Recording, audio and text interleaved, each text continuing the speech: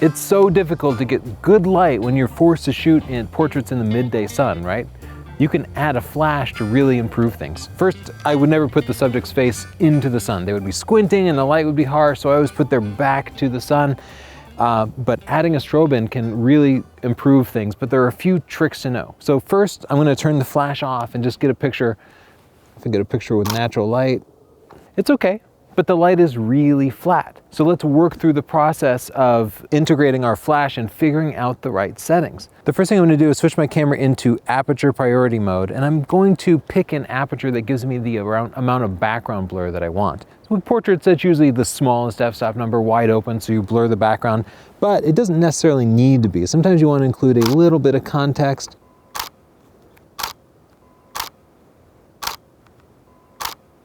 I like as much background blur as possible, so I'm going to use that lowest f-stop number and go with that.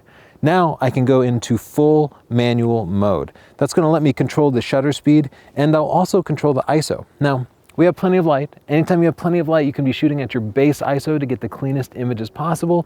Usually that's ISO 100, sometimes it's ISO 200.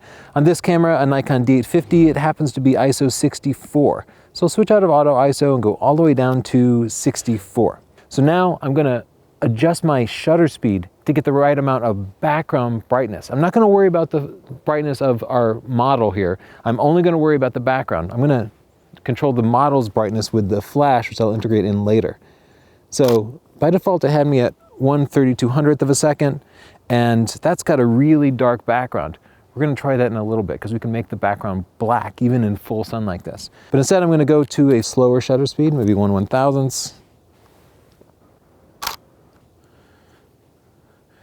Still too dark. Let's drop it down to 1/250th. Okay, that's a pretty good background brightness. So I've got my settings. I'm at f2.8, ISO 64, and 1/250th. Your settings are probably going to be different because it might be brighter or darker where you are. Now I can integrate the flash in and get the right amount of brightness on the flash. This could be an on-camera flash. It could be your little pop-up flash, but it's going to look best if it's an off-camera flash with a nice light modifier like this. One big tip, make sure you put sandbags on your light, because anytime you're outside like this, even if it feels like a still day, a gust of wind can come along and blow everything down. So be sure to sandbag all your lights. That'll help reduce the chances of anybody being hurt or your gear getting damaged. So I have it at 1/32nd. That's just a random starting point, kind of in the middle of the flash power range. So let's try that out.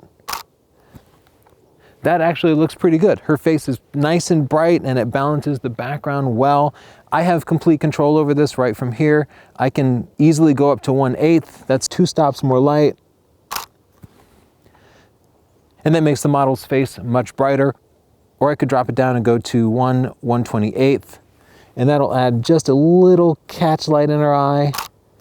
Either way, some amount of light is always better than no light. It just makes the whole picture seem a little bit more professional. So that's fine, that's done. That I could just go and take 100 shots like that, no worries. But what if you wanted to make the background completely black, so you could have that like black studio effect even in full sun? I'm gonna raise my shutter speed, and I'm only gonna raise my shutter speed fast enough that the entire background goes black.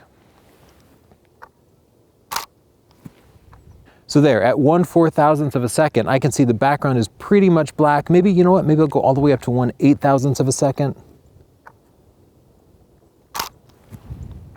There we go, that's a nice black background, but my subject is also completely dark, so I need to raise my flash output. So I'm gonna raise this flash output way up. Let's go up to half power, take another shot. Oh, I still need a little bit more, so let's go to full power.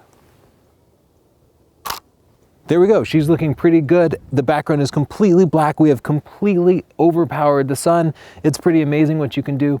Everything went well for us, no problem, and that might be the case for you. If you have a flash system that's compatible with your camera and the flash supports high-speed sync, it'll probably just work at any shutter speed you want. Sometimes though, you'll try to select a fast shutter speed like 1/500th or 1/1000th, and your camera suddenly won't let you select that fast shutter speed. It'll be stuck at maybe 1/160th or 1/200th or 1/250th. You've just found your camera's flash sync speed. That is the fastest speed that your camera can take a picture without a flash that supports what's called high-speed sync, often referred to as HSS. This is a problem. There are a few ways you can solve it. On my Nikon D850, I had to go into the settings, bracketing flash sync speed, and then select 1/250th auto FP in order to get high-speed sync to work.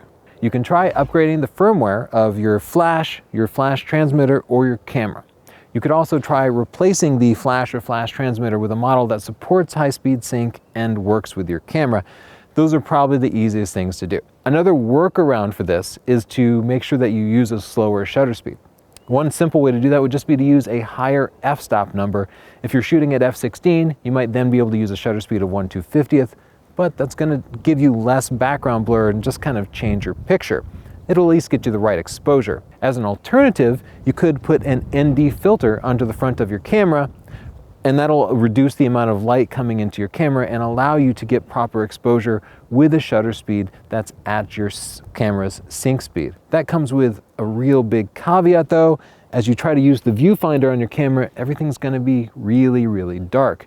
It'll also require your flash to put out way more power. So while that workaround can work, I'd really urge you to probably get a flash that does support high-speed sync. I hope this has been helpful. If you want to know everything about lighting and portraits and such, check out chapters 3, 4, and 6 in my book, Stunning Digital Photography. The ebook is $10 and it includes over 14 hours of video, and it will do a lot to improve your photography. It's available in paperback too, and of course, subscribe for more free videos. If you have your own outdoor portrait lighting tips that you want to add a comment down below. And if you have follow-up questions, I'll look at a comment too. All right, click like for me. Thanks, bye.